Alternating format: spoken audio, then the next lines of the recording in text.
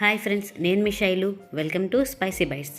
ఈరోజు మన వీడియోలో పెళ్ళిళ్ళలో స్పెషల్గా చేసే గుత్తి వంకాయ కర్రీని ఇంట్లోనే ఈజీగా ఎలా తయారు చేసుకోవాలో చూపించబోతున్నాను. దీన్ని మనం బిర్యానీలోకి కానీ వేడి వేడి అన్నంలోకి కానీ సైడ్ డిష్గా తీసుకుంటే చాలా అంటే చాలా టేస్టీగా ఉంటుంది. చేసుకోవడం కూడా చాలా సులభం. ఈ సింపుల్ అండ్ టేస్టీగా ఉండే గుత్తి వంకాయ కర్రీని ఇప్పుడు ఎలా ప్రిపేర్ చేసుకోవాలో చూసేద్దాం. దీనికోసం ముందుగా స్టవ్ మీద ఒక కడాయి పెట్టి ఇందులో 1 టేబుల్ స్పూన్ వరకు వేరుశనగ వేసి ఒక 20 సెకండ్ల పాటు లో ఫ్లేమ్లో వేయించుకోవాలి.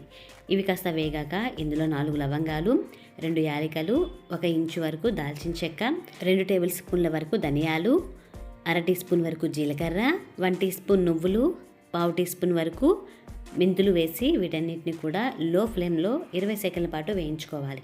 మరీ ఎక్కువగా వేయించుకున్నా కూడాను నువ్వులు అనేవి మాడిపోతాయి. అందువల్ల లో ఫ్లేమ్లో వేయించుకొని స్టవ్ ఆఫ్ చేసేసి పూర్తిగా చల్లారాలి. పూర్తిగా చల్లారిన తర్వాత వీటిని ఒక మిక్సీ జార్లో వేసి కొద్దిగా వాటర్ వేసి ఫైన్ పేస్ట్ లాగా గ్రైండ్ చేసుకుని పక్కన పెట్టుకోవాలి. నెక్స్ట్ ఇప్పుడు గుత్తి వంకాయ కర్రీ కోసం చిన్న వంకాయలను నేను ఇక్కడ ఒక 7 వరకు తీసేసుకున్నాను. వీటిని ఈ వీడియోలో చూపిస్తున్నట్లు ఈ విధంగా ఘాట్లు పెట్టుకోవాలి. అన్నింటినీ కూడా ఇలానే ఘాట్లు పెట్టుకోవాలి. మధ్యలో ఒకసారి విప్పి చూస్తే అందులో పురుగు ఏమైనా ఉన్నా కూడా తెలుస్తుంది. ఇలా అన్నీ కట్ చేసుకున్నాక ఒక బౌల్లో వాటర్ తీసుకొని ఇందులో కొద్దిగా సాల్ట్ వేసి ఇలా కట్ చేసుకున్న వంకాయ ముక్కలన్నింటినీ కూడా వేసేసుకోవాలి. వీటన్నిటిని కడిగి ఒక ప్లేట్లోకి తీసుకోవాలి. ఇప్పుడు స్టవ్ మీద ఒక కడాయి పెట్టి ఇందులో 2 టేబుల్ స్పూన్ వరకు ఆయిల్ వేసుకోవాలి. ఆయిల్ కాస్త వేడయ్యాక ముందుగా కడిగి పెట్టుకున్న వంకాయ ముక్కల్ని వేసుకోవాలి. ఇందులోనే 1/2 టీ స్పూన్ వరకు ఉప్పు, అలాగే చిటికెడంత పసుపు వేసి మొత్తం కూడా లో ఫ్లేమ్లో పెట్టి బాగా వేయించుకోవాలి. ఈ వంకాయ అనేది పూర్తిగా మగ్గేంత వరకు కూడా లో ఫ్లేమ్లో పెట్టి బాగా వేయించుకోవాలి. ఈ వంకాయల్ని మధ్య మధ్యలో కలుపుకుంటూ వేయించుకోవాలి. ఈ వంకాయలు అనేవి వేగాయా లేదా తెలుసుకోవడం కోసం జస్ట్ కొద్దిగా గరిటతో ప్రెస్ చేస్తే చాలు తెలుస్తుంది. ఈ విధంగా వంకాయలన్నీ కూడాను వేగిన తర్వాత ఒక ప్లేట్లోకి తీసుకొని వీటన్నిటిని కూడా పక్కన పెట్టుకోవాలి. ఇప్పుడు ఇదే కడాయిలోనే మరొక 2 టేబుల్ స్పూన్ల వరకు ఆయిల్ వేసుకోవాలి. ఆయిల్ కాస్త వేడయ్యాక ఇందులో ఒక మీడియం సైజు ఉల్లిపాయల్ని ఈ విధంగా చిన్న ముక్కలుగా కట్ చేసి వేసుకోవాలి. అలాగే ఒక 3 పచ్చిమిరపకాయలు, కొద్దిగా కరివేపాకు రెబ్బలు కూడా వేసి వీటిని మీడియం ఫ్లేమ్లో పెట్టి బాగా వేయించుకోవాలి. ఈ ఉల్లిపాయలు అనేవి గోల్డెన్ కలర్ వచ్చినంత వరకు కూడా బాగా వేయించుకోవాలి.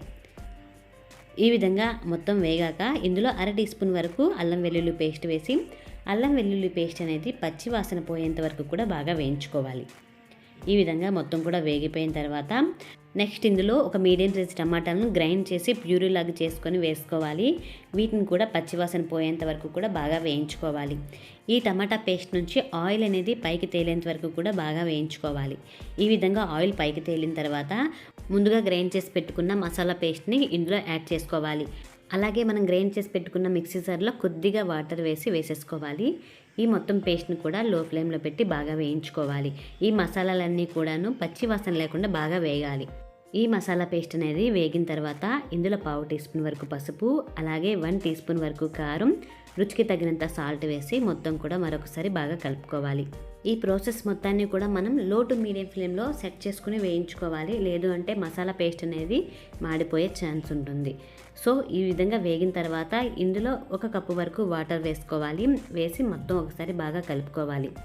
ఈ విధంగా కలుపుకున్నాక ముందుగా వేయించి పెట్టుకున్న వంకాయ ముక్కలను కూడా వేసుకోవాలి. ఇలా అన్నీ వేసుకున్నాక మరొకసారి బాగా కలిపేసుకొని ఇదే స్టేజ్లో ఉప్పు సరిపోయిందో లేదో చెక్ చేసుకొని దీనిపై మూత పెట్టి మీడియం ఫ్లేమ్లో ఒక 5 నిమిషాల పాటు ఉడికించుకోవాలి. 5 నిమిషాల తర్వాత గ్రేవీ అనేది సగం అయ్యేంత వరకు కూడా బాగా ఉడికించుకోవాలి. ఈ విధంగా ఉడికాక వీటిని ఇప్పుడు మరొకసారి బాగా కలిపేసుకోవాలి.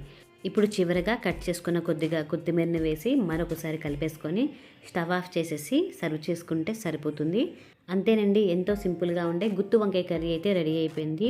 దీన్ని తయారు చేసుకోవడం కూడా చాలా తేలిక. సో మీకు ఈ రెసిపీ నచ్చిందా? నచ్చితే మీరు కూడా ఒకసారి ట్రై చేయండి.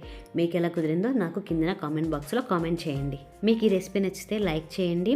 అలాగే మరిన్ని యమ్మీ రెసిపీస్ కోసం నా ఛానల్ని సబ్స్క్రైబ్ చేసుకోండి. Thank you for watching.